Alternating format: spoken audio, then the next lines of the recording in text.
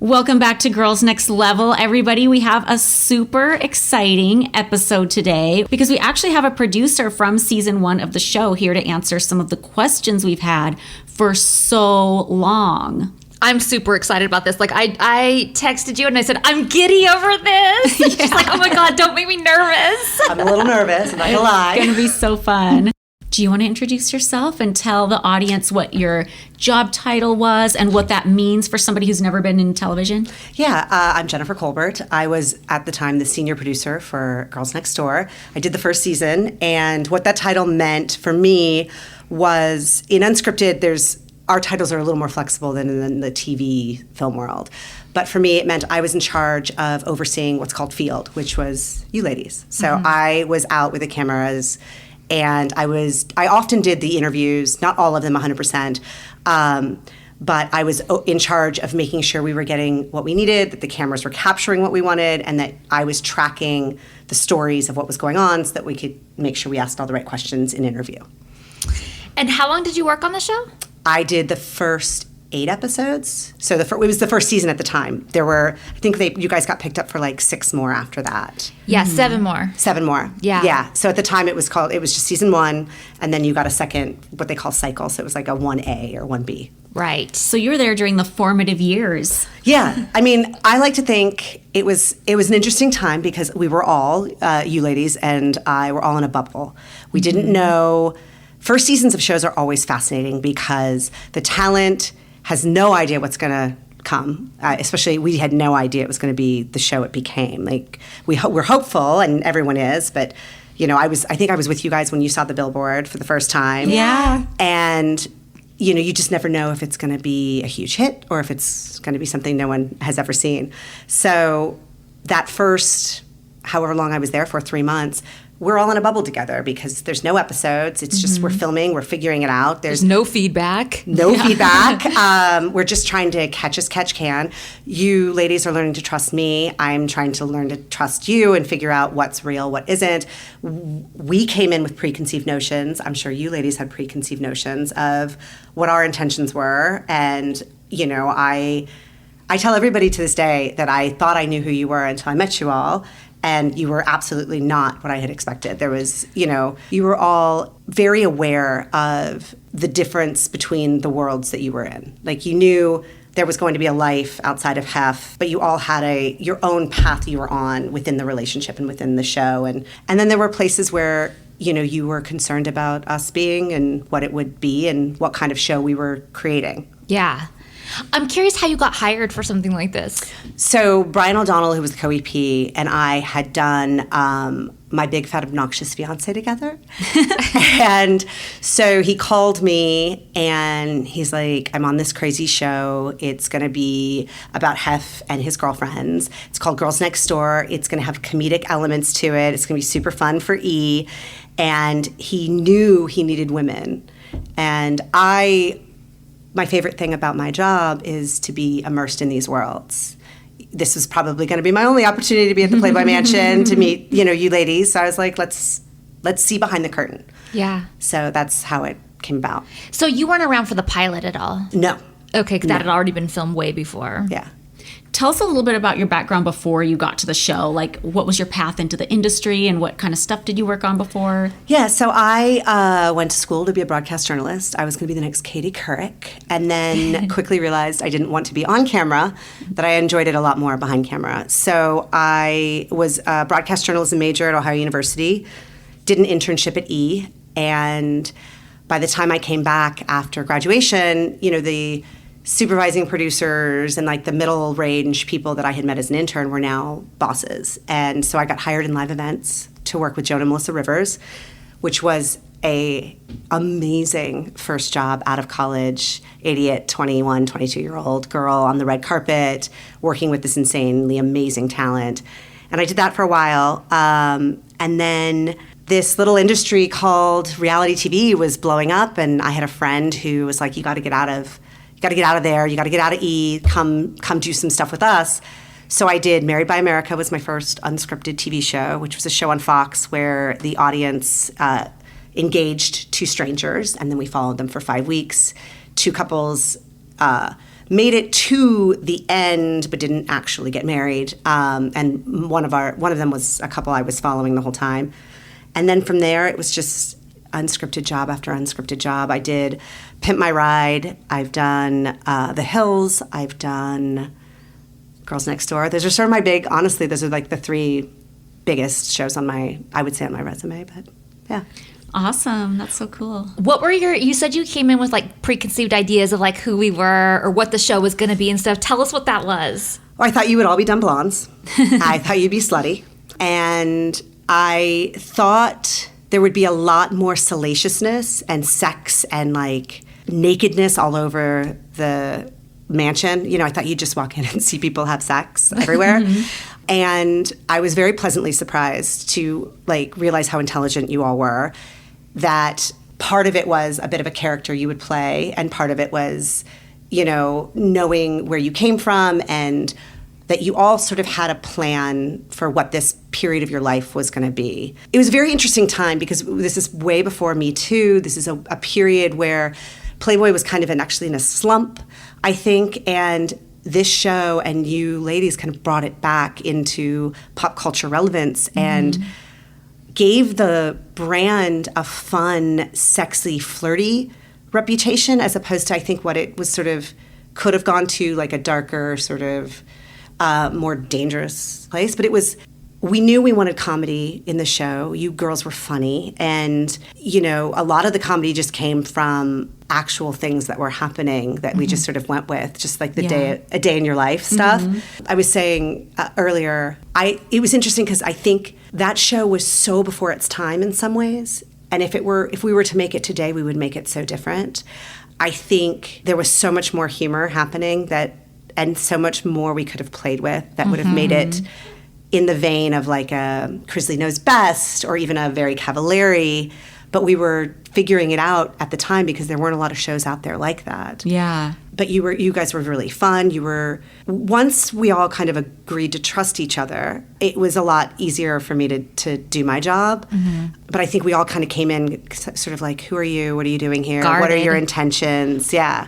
And I mean, obviously so much has come out now, but I had no idea what you ladies were hiding. But once sort of you let me in to some of it, it made everything easier because none of that was the intention of the show. You know, none of the darker side of Playboy was ever the intention. So once you realized, like, you could just say, Jen, no cameras. It was like, okay, great. Let's make it fun and funny and shut the door in our face, or like give us a little giggle and wave goodbye. Like, there were ways to get out of situations. And once as with any, you know, first season cast, once we all understood what we could do and what we couldn't do, it was like, okay, you knew you were safe with us. We knew we were safe, and we sort of went from there. Yeah. Yeah, before we started, we were really worried about it. Like, we didn't know what this meant for us. Like, any reality TV at that time was very drama centered. And so we thought, oh, they're going to try and pit us against each other. They're going to try and come in. They're going to tell us they're going to be here at 9, but they're really going to come whipping into our rooms at 7 and try and catch us like still sleeping, or, you know, things like that, you know, not made up or whatever. Not that we were made up all the time on the show, because we definitely are not.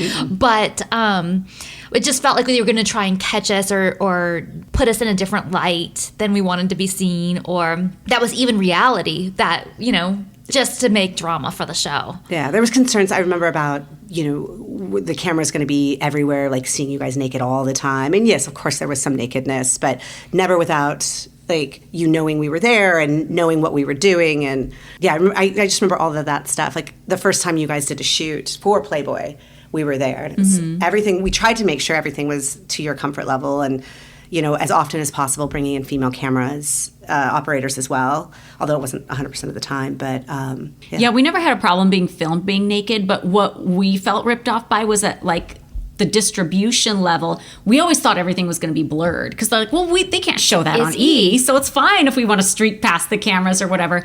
But then, like, a full year later, we find out it's on the DVD that they're selling. Like, everything was taken off. And international like, markets. Oh, And, you know, still streaming today and not necessarily blurred depending on where you watch it. And so it's all just out there, not blurred. yeah. But as far as the filming, like, that part of it was fine. Like, people are always like, well, why are you complaining about it being out there if you were fine doing it? I'm like, because none of the camera people cared. Like, none of the staff at the mansion gave two shits. They see that every day. They're not being pervy. The camera people don't care. Like, all that was fine. It was what they went and did with it after that I was like, oh, we weren't informed. Yeah.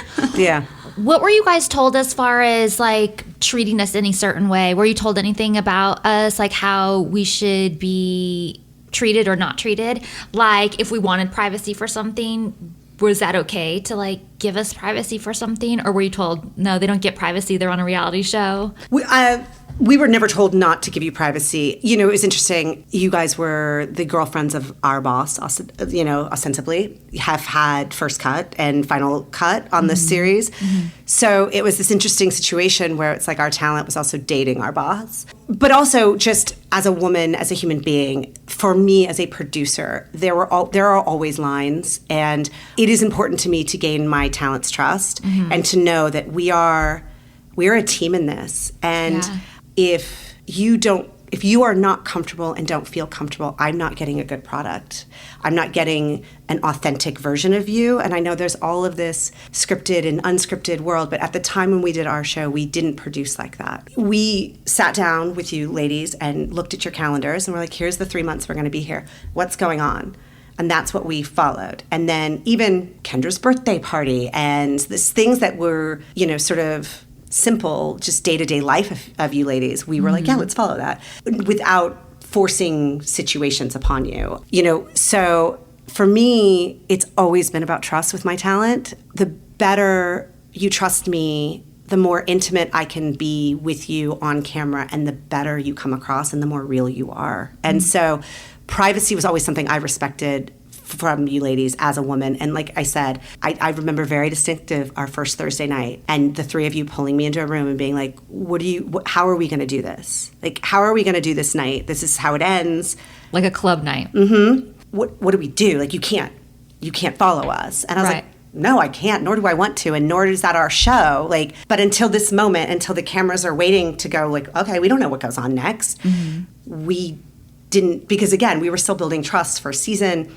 So until you ladies pulled me in a room and I was like, okay, great, here's what we're going to do. You guys are going to, you know, put on your PJs, you're going to walk into Hef's room and you're going to shut the door in our face and it's going to be adorable. And that's how we're going to end the night. And I remember watching you and Kendra just like, your shoulders dropped. Because you were so, and it's interesting because like, I wonder how much of that was as the evening kept going, as you guys kept thinking, how are we going to do this? When are they going to put the cameras down? And we're just like, you know, let's keep going. This is fun. Everyone's having a romp. But so that's for me has always been the thing was like my talent's always allowed to tell me no. There should never be you're the boundaries are your boundaries, not my boundaries to create. Yeah. Were you guys given any rules about like going to the mansion? Like not necessarily with us, but just like rules in general? There were a lot of rules. Tell us some. Yeah. God, it's just like I just remember parking was an issue. You always had to check in with security. Wait, where'd you guys park? By the end, the guys let me park right at the house, but we had to park in a parking lot and be driven up because parking was limited. We always had to come in the back gate. We were not allowed, like everything had to be like, we had to go through Mary for a lot of it, especially at first, because she was sort of the gatekeeper of it all. I'm trying to remember what some of the rules were. You know, obviously you guys always had to know we were coming. And there were certain I'm trying to think if there were parts were there parts that were cut off from us? Sorry, it's been a minute since the show.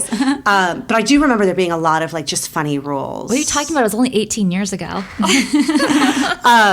When you were food there, rules and like things like that. What were like the food rules? I don't think we were allowed to at first bring food up there. I think we had to step kind of off to eat. Like there were limits to what we were allowed to do in the mansion. And again, as the show progressed, I'm sure those rules loosened up. Like I definitely had Hef's cookies, and that was supposed to be a no from the very beginning. Oh yeah, I feel like we should tell the audience that too. That the film crew were not allowed to eat the food at the mansion. Yeah, because one of the listeners had that as a question, like if you guys were allowed to order whatever you wanted. And I know staff at the mansion as well, wasn't allowed to order whatever they wanted, but they did have employee lunches where like the chef, were you guys in on the employee lunches? No, we were eating Subway in a parking lot somewhere. No, we were not. I mean, eventually once Brian and Bryant and I can't remember the chef's name, once they got to know us and like, you know, I was up there 6 days a week often, you know, they were Hank would, show you like where the good stuff was. Like, oh, this is the drawer with Hef's cookies, which to this day are still some of the best cookies I've ever had. Yeah. And, like the little treats and stuff like that. But no, we would never. What about as far as like talking to guests and talking to people and like fraternization or anything like that? Any rules? Big no's, especially at the parties. We were to be very respectful. We were told there were certain people we were not allowed to film, because... Did they say who? Was it just like big celebrities, or were It was event to event. So there were certain events where people would come and not want to be filmed. Oh, interesting. So, and Hef and, the brand wanted to make sure those parties stayed exclusive and elite. So there were certain, don't film this person, don't film this person. I didn't know knew that. that there were certain celebrities that kind of got off the hook. Yeah. And probably from Hef's personal camera too, I would think. Well, I think we just... Or maybe they just didn't put it out. Yeah. We weren't allowed to chase down releases for certain people, despite there being area releases. And there were certain people who were like, just, I wasn't here. So, okay, great. Yeah. But it was interesting. I thought your rules were sort of the most interesting for me because I remember like the curfew thing, and then fascinating to me again, which is part of the show, but the first time we went out with Hef and he brought his food, and the fact that he ate the same meal every day. I mean, like on Mondays it was this, on Tuesdays it was this, and that when he traveled, his food traveled with him. The traveling food blows my... I just feel like there's so much room for error, like something could go bad at some point. It's just like... Why is that worth the trouble when you could get there and find a restaurant that accommodates or something? I don't know. It's so crazy. I know. And I also think, there were two funny things that kind of stick with me. One is you're Hugh Hefner. You have, access and money and all of this stuff, and you still want mom's pork chop every whatever it was Monday. Like you could eat at the finest restaurants in the world, new restaurants, pop-up restaurants, but no, on Mondays you do that. Before you came on, did they show you the pilot and say, here's what we like about it, here's what we don't, or were you just given marching orders? They gave us the pilot, and they definitely wanted more humor. That was the thing. I don't know that dogs barking in every scene was humor, but that's kind of what they... Oh, my God. That's what they thought was funny. Yeah, which is why I was saying it could have been... Smarter. Yeah. We felt that way at the time. Yeah, because you ladies are funny. You were funny. Thanks. And it wasn't always that kind of humor that was happening. There was better humor. And I feel like they often gave Hef the punchline, too. But again, he was the boss. For sure. So... Well, Hef got the punchline or Kendra got it because they didn't like Holly and I being funny, it seemed like. Well, I feel like my type of humor just wasn't I'm more sarcastic, and I just feel like that was not welcome in that genre in Kevin's mind at all. Yeah. We also had to sort of distinguish each of you as like who you were. That's kind of my next question. Like, what did you think of all of us? And I don't mean just like funny or nice or whatever, but like, what were your thoughts on like our personalities and our characters? And were you told, sorry to cut you off, but were you told before you came on, okay, Bridget is this one. She's pursuing an education. She's really ambitious. So that's her corner. Kendra's this one and Holly's this one. No.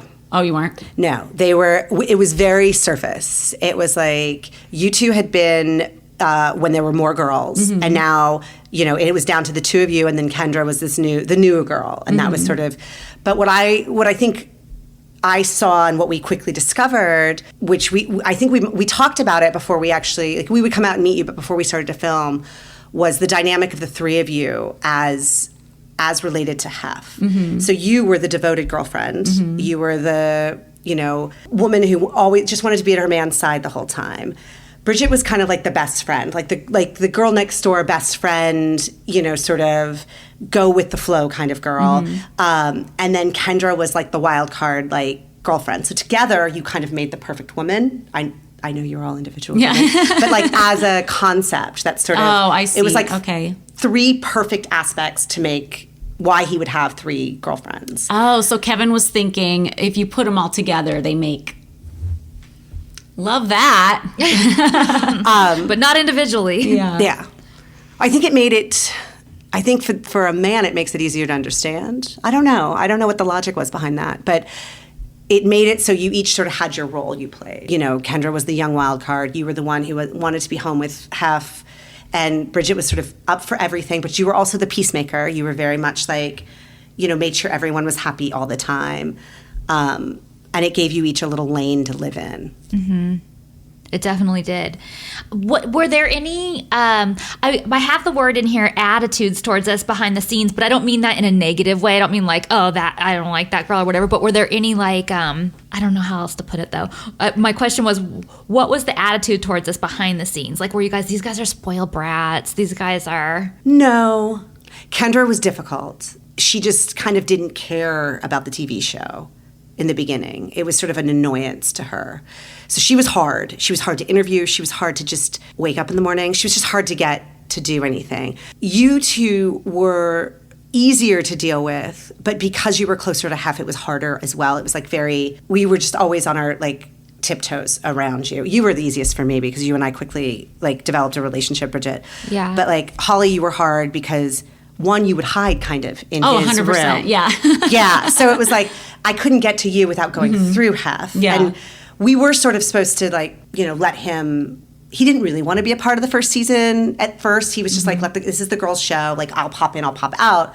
But he didn't want to be a main character. So every time he was around, we always had to be extra deferential, extra careful, extra everything. So when you would hide, it made it harder. Yeah. I was like, okay, Mr. Hefner, it's Jen. Can I see if Holly's in there? And then, so that always made it just a little more difficult.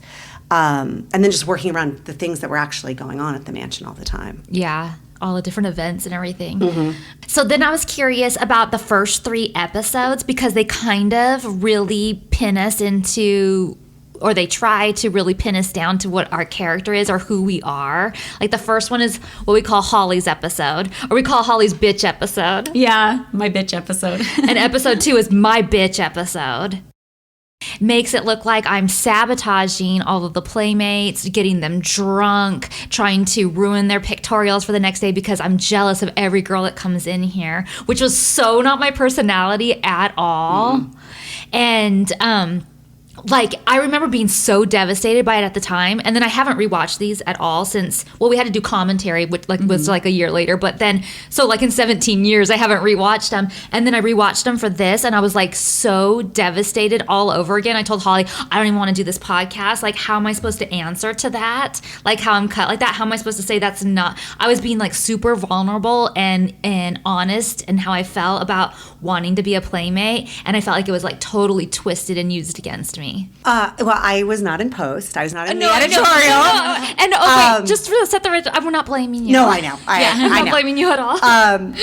It's interesting because when you go in from the field point of view, you go in with especially then when we had time and like investment in being around and like kind of seeing what was happening.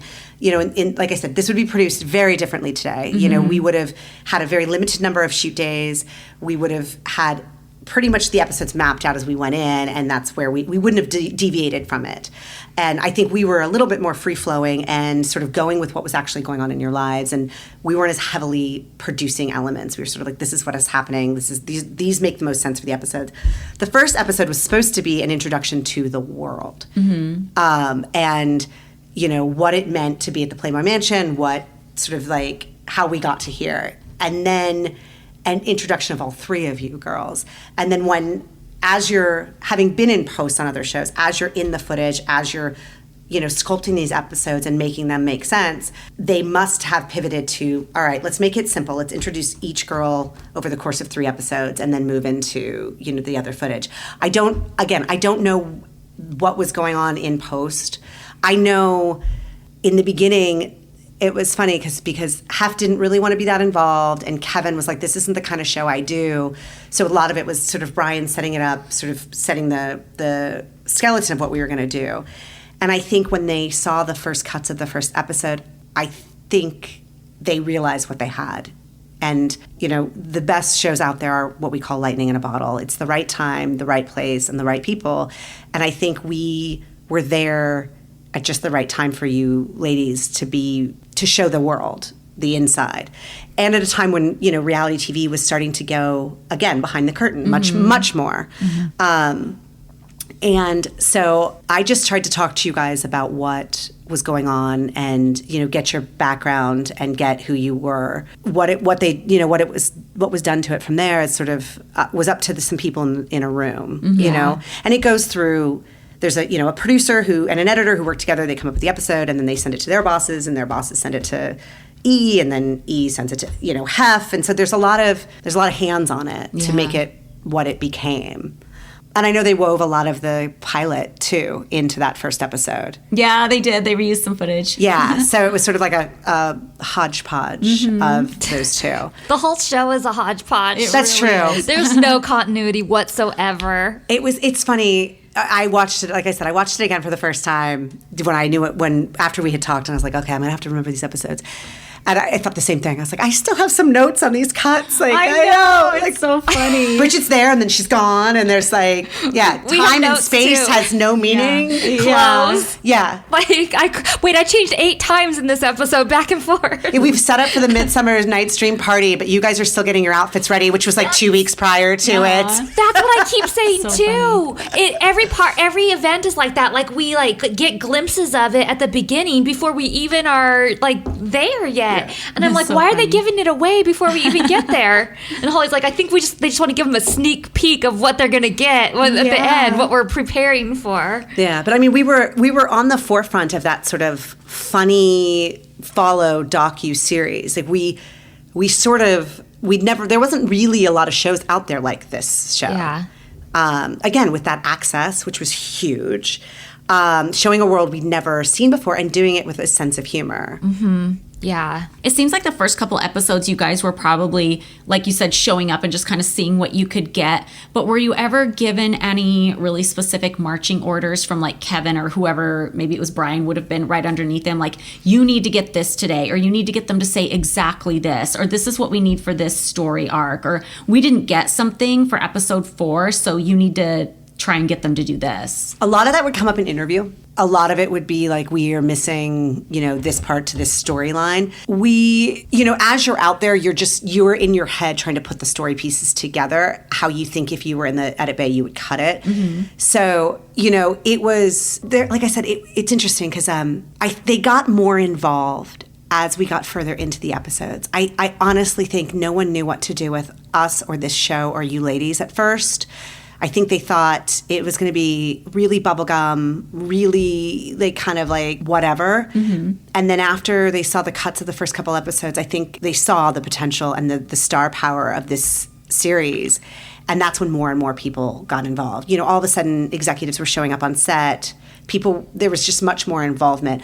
And I remember that's when Kevin suddenly appeared and started doing interviews. Oh, God. Oh, my God. It was just me and Susan doing all of them with you ladies. Yeah. And then all of a sudden, he's like, no, I'm going to do this interview. I remember that now that you say that. He dropped in like partway through the first season. He didn't really give much explanation, but I could very much tell it was like, no, I need to get in and ask these questions because not getting what I want. And the interviews were always long, but a Kevin interview? Oh, long-winded. I mean, bring your camping gear. He was notorious. There's a story producer on this show who is still a good friend of mine. He had a 3-hour job interview with Kevin for this show, to work on this show. 3 hours. I have a buddy who interviewed with Kevin for 3 hours and didn't get the job. Oh, no. Like, that man could spin a tale. And I can't imagine what it must have been like to interview with him because he doesn't let anyone else talk either. He never let anybody talk. But that was interesting for me because also you start to think, well, what am I doing wrong? Like, what am I not getting from the girls that my boss has to come in and oversee it. But like I said, I think there was just all of a sudden there was all this like attention and like, this is going to be a big show for us. Let's make sure we're not missing anything. I think as the show evolved too, like more people who were kind of, like you said before, Kevin was like, this isn't usually the type of show I do. And like Hef kind of thought he was too good to actually show his face on the show too much. But as the show went on and people started seeing rough cuts and seeing that it was a hit and seeing people's reaction to it, Hef wanted to be in more episodes and Kevin wanted to come do the interviews. Like people started to really want to get into it. Mm-hmm. Yeah, that's why I was saying we were in such a little bubble at first. And it's sort of the sweetest spot for me in a show, even though it's very difficult, because again, like I said, you guys are learning to trust us. We're still trying to figure out how to capture the best version of you. But then when the rest of the world comes into the show, it has a whole new personality. Mm-hmm. I can't imagine what it's like to see a billboard of yourself on Sunset Boulevard or It was so exciting. It was unbelievably exciting. Like, Yeah. It's so crazy. No, and you really did, the three of you had a really good dynamic. I mean, it was obvious, there was a little bit of, like, you two were very close. You had been through so much together. You also were genuinely friends. Yeah. And then, this young girl with a very distinctive personality comes in, and three's never been a good number. Yeah. My mother said that from the beginning of my days, was three doesn't ever work. So it's hard. But I think that genuine relationship, I think, helped you guys too, just like get through all of it. yeah, I think so for too. sure. 100%. And then episode 2, like, I'm very villainized in that episode. And I want to know, like, do you think that they did that because they thought they were new to reality TV and they thought maybe they need a villain in the show? They need somebody?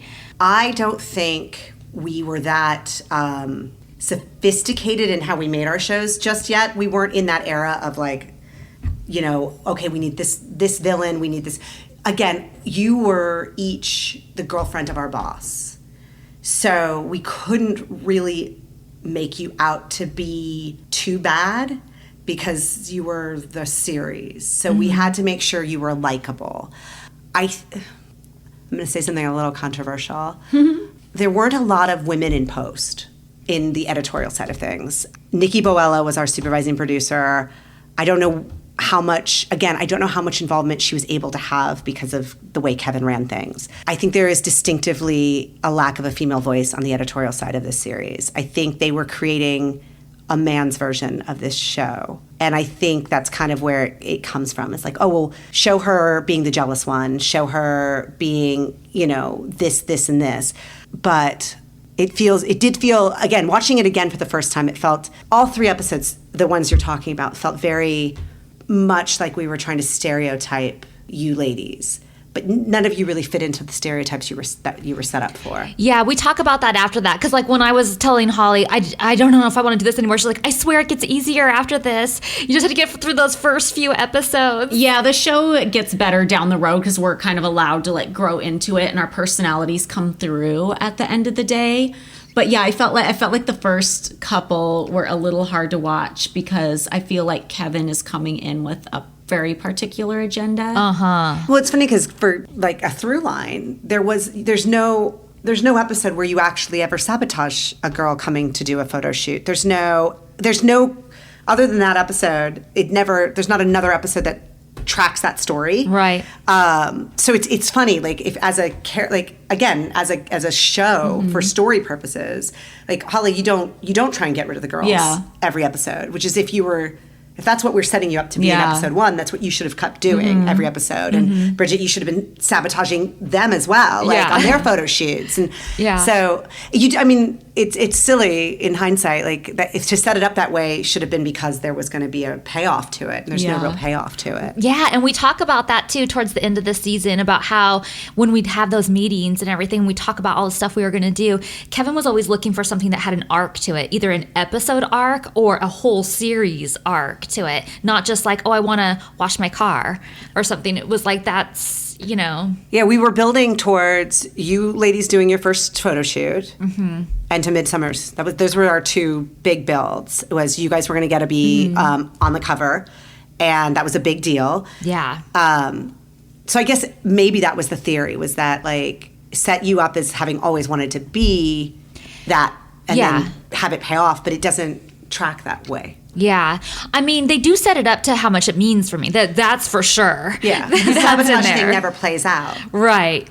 So we were curious too, was Kendra favorited at all? In what capacity? From, like, she was incredibly difficult to deal with for a producer whose job it is to have her in a chair, get sound bites out of her, and get her to be places on time. From that point of view, she was very difficult. I think she was such a wild card that often makes really good TV, because you couldn't script her, you couldn't control her. You two were not scripted. I didn't mean it that way. I meant just, like, you just never knew what you were going to get from her. And I think that's what made her her. Yeah. But it was hard for me. She was the hardest one for me because she was always up to something. She was hard to get to do even like I said, the simplest thing, like sit down in a chair and let me interview you. We couldn't get her out the door half the time to get to someplace on time. That's Holly's fault, though. Yeah. Yep. And we were under the same time constraints you guys were under. We had, our cameras were booked for a certain amount of time, but we also knew we had a curfew where we were out of the house. So she was just difficult. I don't think you guys are wrong in thinking Kevin had a thing for her, like a favoritism thing for her. She was the first person I was kicked out of an interview for. She was the first one that I wasn't allowed to interview. Wait, why? I don't, to this day, I will never know. I just know one day he showed up and he's like, I'm going to do the interviews today. And again, I just remember thinking, what did I do wrong? Yeah, but yeah. It's so weird. And then all of a sudden he was in the house, the other house, the guest. The game house. The game house, doing interviews. I was like, okay. Interesting. There was not that, I don't feel like there was that much intention as far as I knew. Now, I will also say at the level I was at, there still sometimes can be manipulation of the producers themselves too. Or they don't feel like you need to know the whole story. Yeah. They're just like, get this, get this, get this. And if they keep me in the bubble, then, I can't unintentionally reveal anything. And so it protects everything. I think there was probably favoritism, especially once more people started to show up on set and more. So I'm on my notes, I'm kind of at Kendra's birthday where that's her kind of personality episode. And maybe you can help us with this. We were pretty sure that we were trying to plan a different kind of party for her, a mafia party. Yes. And I think we couldn't get clearance on anything you guys wanted to do. Oh, is that what happened? Because we feel like she also wouldn't make up her mind what she really wanted to do. I think it was a little bit of both. I believe you wanted to do like a very Scarface facing mafia, and we were struggling with the clearance, like the rights to show some of that stuff. So we were trying to steer you towards a more an easier to produce episode, but also she was all over the place. Mm-hmm. Yeah, it was like the day before. She's like, no, I don't want to do that. I just want a barbecue. So we're like, okay, we'll do the best we can with that. Yeah.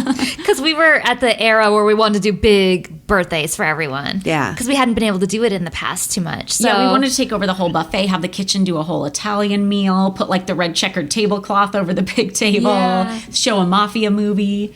That was probably it as part of the party, was showing the mafia movie. And maybe at the time Kevin thought that you wouldn't be seeing the whole party unless you showed that we were watching The Godfather.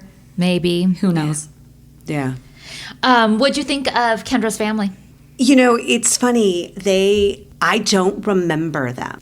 Really? Yeah. Like I remember your sister, but I didn't remember that episode for whatever reason. Huh. Like I remember weirdly, I remember shopping with you guys for it, but I didn't remember her family coming up. I thought it's interesting, just the way they cut the brother. Yeah. They were just, he wasn't leering. not at all. But it was just, I just don't remember how it went down. Like I'm sorry not to have any information on that, but like I just don't remember. Like I remember we wanted them more, but after that we were like, oh, we're good. Yeah, because they were very like withholding, and again they just didn't give a lot. Grandma was good, but Grandma was funny. We love Mary. Yeah, she was awesome. Did you guys?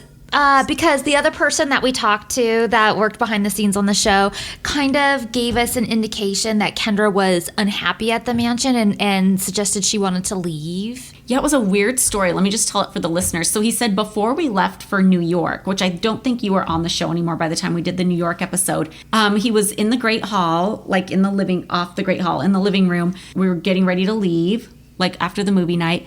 And Kendra said something to him like, I don't really want to be here. It's just like, this is the best thing for me right now. And he thought, okay, like that's super random. Why are you telling me that? She was pretty honest about her intentions. I mean, she was going to find an athlete and she was going to be with an athlete. I mean, from day one. She said that? Never it's on kind of camera. obvious, yeah. Never on camera, but off camera, yeah. She was like, every time we had the fight night, and I swear, I swear it must have been the ESPYs or something. Yeah, because there's deleted scenes because she really wanted to go to the ESPYs, and she went, and of course they couldn't film it. They just filmed like her getting ready for it in the limo and stuff. And then the next year, Bridget wanted to go to the ESPYs too, and Kendra threw a fit and made her and Sarah go in like a separate limo from her. So she did at fight night pull me aside and say, you can't show me getting so-and-so's number. And it was a football player. Because we had the Patriots were there When were the Patriots there? Because Bill Belichick's daughter was there. It was probably fight night because that's when all the athletes were there. Okay, Yeah. so it was fight night. And she came over freaking out. And she was like, you can't show what just happened. I was like, what just happened? Yeah, that's There's a lot going on. Yeah. And I'm looking at a monitor that's like 4 inches by 6 inches. And she's like, you can't. I just gave somebody my number. And it was one of the Patriots football players. And not like any, I wouldn't have known him unless it had been like Tom Brady probably. And even then I probably wouldn't have known him. And I was like, I'm not gonna. She's like, no, you cannot show this footage. Like, it cannot. And I was like, I don't even know if we captured it, which I think we had. But it was her giving one of the guys her number. That was always her end game, from day one, was she wanted to be with an athlete. And this was a means to that. That's why I giggled when I watched that episode, because she gets the guest list to find out who's going to be there. But at the time, I was like, it's fine, Kendra, we're not going to show that. Like, that doesn't do us and this show any good to have you, like, trying to find a exit strategy. Yeah, I remember when we rewatched this, I was like, Hef has the final cut on this. I'm surprised he was so okay with that scene. Like, it kind of plays off on the show that she's just like young and excited to meet celebrities. But I think it's also kind of plays off like she just wants to meet the first athlete who will take her away. And I was surprised Hef left that in. And I'm like, he just must not have been focusing on that or something. I feel like, how stupid do they think the audience is to not see through what this is? Yeah. Yeah. I mean, she didn't hide it at the time.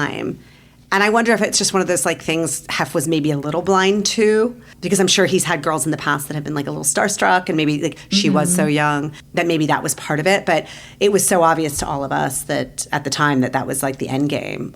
She wanted to marry an athlete, you wanted to marry Hef, and you wanted to have a career on television. That was kind of what it was. At least in the very, very beginning, is what we thought it was. Yeah. Like I said, she was trouble, not trouble. She was hard because she was always up to something. She had her own agenda, and it had nothing to do with our TV show. But I do remember that not the SBs, the fight night, was having her like freak out on me. I was like, I don't even know if we captured it, which I think actually we did, but I can't remember the details. Yeah. Well, I know that there were staff, and especially security, who traveled with her, this is later on too, who had caught her cheating, and other playmates who had said things that she was cheating. And also she says it in her book that she was cheating. Yeah, she's been open publicly about that she wasn't like faithful. So actually you already answered my next question, because it was, did you ever catch her doing any inappropriate things when you guys were filming and have to delete it? Yeah, we didn't delete the footage when we, like I said, she came over to me and was like, did you see that? Please don't, that can't get out. And like I said at the time, I was like, of course it can't, like that'll ruin everything. Yeah. I don't want to deal with that fallout. It also wasn't like the nature of the show, and it wasn't who she was supposed to be, and it was just a very complicated, I think, again, if this show had been shot now, that would have been our Sandoval episode. It would have been our like scandal if this had been that kind of show, but it just never was that kind of show. It was supposed to be sort of funny. It was supposed to be sweet and fun and funny with a little bit of like sexy. What did you guys think about the curfew? Like, for example, that first time we went to Vegas where we're going for Carmela's birthday, did you guys from a production end or Kevin ever say, oh, Hef, why don't you let the girls stay the night, and it got shut down? Or was the point of the episode more like, let's see how these girls have to deal with this crazy ass schedule, because that's bizarre? It was a little of both. Because it was such a weird thing. We wanted to lean into it. Yeah. Because it fell under like the rules of Playboy, which is like, what does it mean to be living in this house? So it was just weird enough. For us as producers, it made our life easier because we didn't have to do a wild out till 4 a.m. night in Vegas. Yeah. But there were conversations because it was really hard to get what we really wanted, which a better episode would have been you girls having a wild night in Vegas. And so it was a little push and pull. So we went with that, but it would have been interesting to have seen if we had been able to push. And then the plane being late and all that silliness. But yeah, I think it was that at the time, because I remember thinking we need more time. We want to get more stuff. And because the stuff in the hotel room was about the first time you ladies really let loose with us, just like us, and you were having fun, and it was sort of a little wilder and spicier than the stuff we had been getting. So it would have been nice to see what could have happened. But again, we were playing that role of like, we were still new to Hef, we were still new to the situation, so we had rules to follow. Yeah, for sure. And it's like, we can't take you guys to Vegas with the show and then have the show be the reason you stayed out all night, and then who knew what would happen from there. Totally. And then you had Present Gate to deal with. Yeah, because I was thinking, like, if we would have missed our flight because of the present, there just wouldn't have been a Vegas trip because there wouldn't have been time to, like, get there and do anything and get back. Yeah. It's a lot of pressure. Yeah, because we barely made it there to begin with. Tell us who Brian O'Donnell was. He was the co-EP. And he... And what's that? What does that mean? Oh, yeah, you were going to ask. Yeah, what does that mean? So he was pretty much the showrunner. So he was hired by Kevin and the network to set everything up. So he hired all the crew. He figured out what the storylines were going to be for the series. He, sort of established like the style and the rhythm and what it was going to all be. Like he was the boss for all intents and purposes. I think he was a co-EP. He might have been an EP on the show. You guys would have to check his credits. I probably should have known that. But he was like the main point for all of us, as well as like he dealt with the network and Kevin sort of in partnership to sort of establish like what the network wanted, what the show was going to be, and how we could make 10 episodes out of the 3 months we spent with you ladies. Because something happens right around here where he's all of a sudden gone. Like he was with like I don't know where it happened exactly. We were trying to figure it out, but maybe like the first 4 episodes. He was 5? In Vegas. So that would be 5 episodes, I think. No. Yeah. 4, 5. On the first Vegas one? And yeah, he was on the curfew Vegas. Okay. So that was his last day? I think so. Oh my gosh. So he wasn't there very long at all. Mm-mm. So we feel like something happened there, and I remember there being like a thing. So again, no one was paying attention to us on this show and sort of letting us do it. And we were, like I said, we were all figuring it out. And the first cut goes to the network. And my understanding is they immediately called marketing and they're like, we want to do a marketing campaign. We want to this is going to be a flagship for us. And Kevin's ego got involved and he didn't want, they had reached out to Brian to do some press, I think. And he was just like, absolutely. And then all of a sudden there was a reason and he was gone. Oh, Kevin didn't want anybody else taking credit for the creative. But it was interesting. Yeah. Oh my God. A lot of us almost walked because it was sort of like he had done all the hard work. He had established everything. He had set it all up and made it, we didn't deviate too far from his plan. There were a few things that I think changed here and there just because of the nature of what was going on in your actual lives. But he had sort of set up everything and then he was gone and he had hired all of us. So there was a little bit of a what do we do? Yeah. And I remember Brian saying, this is going to be, we put a lot of work into this. This is going to be something. Don't walk away because we all, even without me there, it's still we all did this together. So it was sort of but it did make things much more interesting, I will say, because now there was no buffer between us and Kevin. Yeah, I was gonna say they didn't feel that point person after that. It was just it was you guys and then there was Kevin. Mm-hmm. Speaking of, tell the listeners who haven't worked on reality TV, how unusual was the turnover that season 1? I think it was pretty unusual. Now, if you want to play the nice side, it was a very busy time in the industry and there were a lot of opportunities and a lot of shows. So schedules didn't always line up, but it was not an easy job. It was not an easy place to produce for. And there was a lot of turnover. I think even those whatever the last pickup was, because I didn't come back after Midsummer. I had taken another job. I wasn't sure. They had me, I think, in the office for 3 or 4 weeks not doing anything while we waited and waited and waited to see what E was going to do. And I got nervous because I was like, maybe it's a one and done. Who knows? And so I had a job offer, so I took it. And it was a month later that Kevin and Scott called me and they're like, we want you back. I was like, I can't. I took this other job. But there was a lot. You guys had a lot of turnover for, I think, Kevin was difficult. Kevin was hard. Because I remember that season 1, I felt like I barely had a chance to learn anybody's name who was on the crew. Because it's the next day, it was a whole other set of people, kind of. Yeah. I think the series in general had a lot of turnover. But that first season definitely was hard. Again, we went through all of that.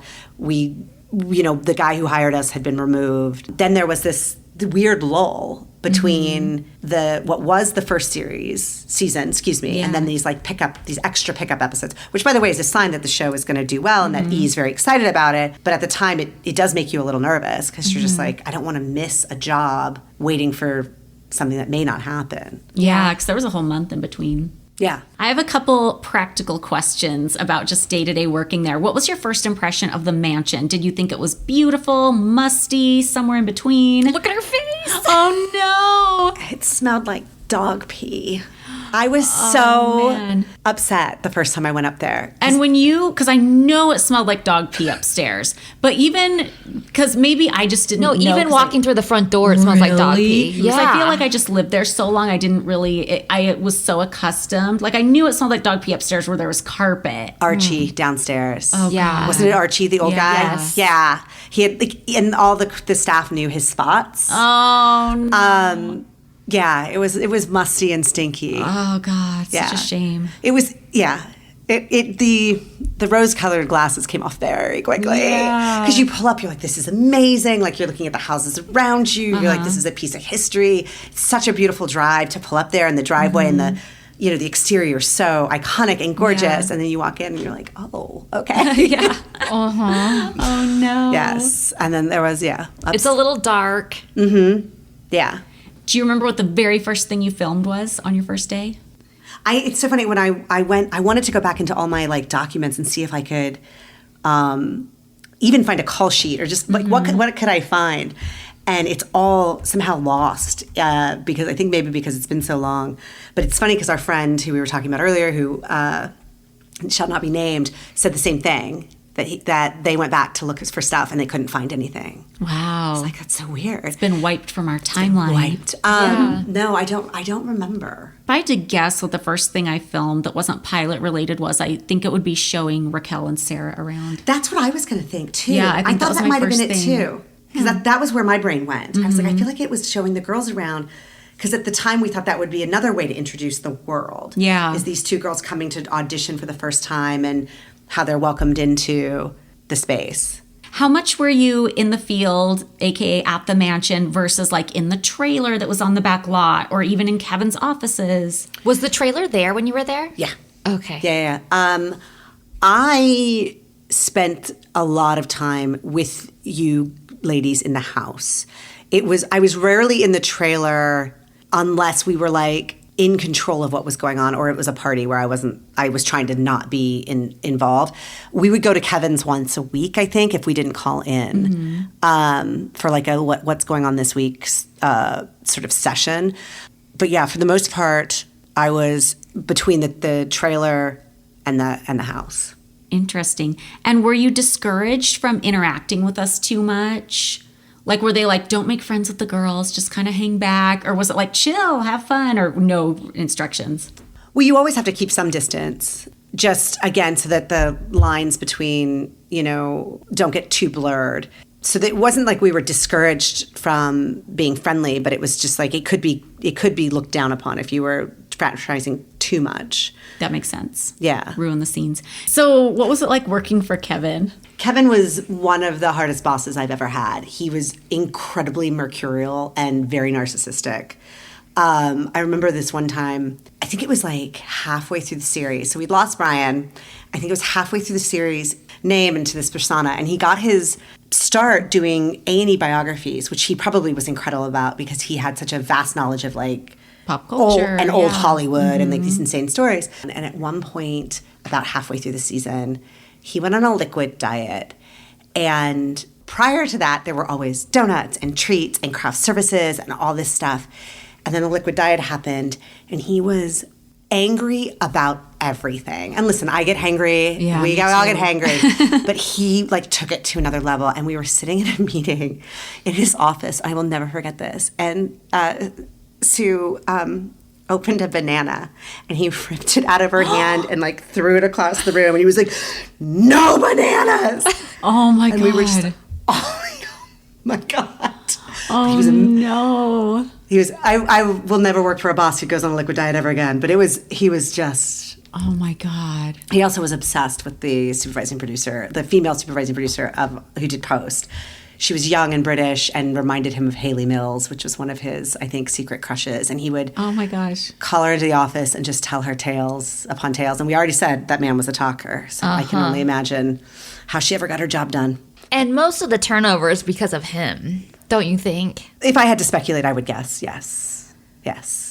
He was like I said, he was very mercurial. He was very difficult. Because everybody I've talked to that's ever worked for Kevin is like, oh, Kevin. All you have to do is say his name and they're like, oh, Kevin. Well, even he knew it because later on we would become friends, like after Girls Next Door for a while. Then we had a falling out and never spoke after that. But while we were friends, he was telling me, he goes, Holly, everybody in town wants to work for Kevin Burns because when they go out, because I train them really hard.